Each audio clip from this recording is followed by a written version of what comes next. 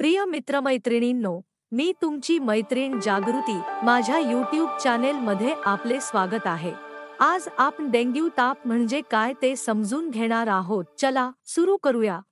प्रत्येक वर्षी संपूर्ण जगभरात लाखो लोक डासांमुळे होणाऱ्या एका आजाराने प्रभावित होतात, ज्याला डेंग्यू ताप म्हटले जाते। डेंग्यू ताप एडेस डासांमुळे प्रसारित होतो, जे गरम उष्णकटिबंधीय हवामानात वेगाने वाढतात। जेव्हा संसर्गबाधित डास एखाद्या व्यक्तीला चावतो, तेव्हा डेंग्यूचा व्हायरस रक्तप्रवाहामध्ये प्रवेश करतो, ज्यामुळे साधारणपणे 4 ते 10 दिवसात लक्षणे दिसून येतात। सामान्य लक्षणांमध्ये उच्च ताप, तीव्र डोकेदुखी, डोळ्यांच्या मागे वेदना, सांधे आणि स्नायूंमध्ये वेदना, तसेच एक विशिष्ट पुरळ सामील आहे। डेंग्यूमुळे रक्ताच्या प्लेटलेटमध्ये घट होण्याचा देखील परिणाम होतो। या अशा रक्तपेशी असतात ज्या रक्ताच्या गुठळ्या होण्यात मदत करतात।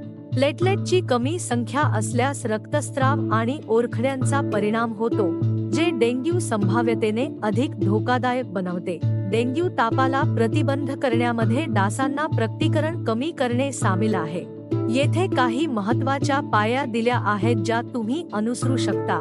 पाण्याची सर्व भांडी आणि टाक्या घट्ट झाकणाने बंद ठेवा। वापरात नसलेली सर्व भांडी, वाया गेलेली सामग्री, टायर, नारळाच्या वाट्या आणि इतर वस्तू ज्यात पाणी साचून राहू शकते त्या सर्वांची विल्हेवाट लावा आणि नष्ट करा।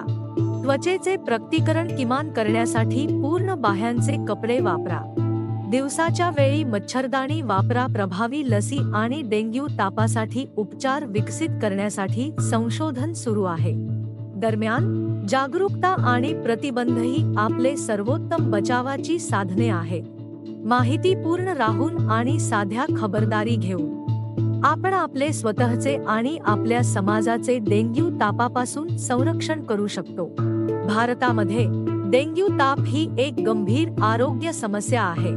अलीकडे काही राज्यांमध्ये जास्त केसेस आढळून आल्या आहेत, त्यामुळे काळजीपूर्वक राहणे आणि त्याला प्रतिबंध करण्यासाठी पावले उचलणे अत्यंत महत्त्वाचे आहे।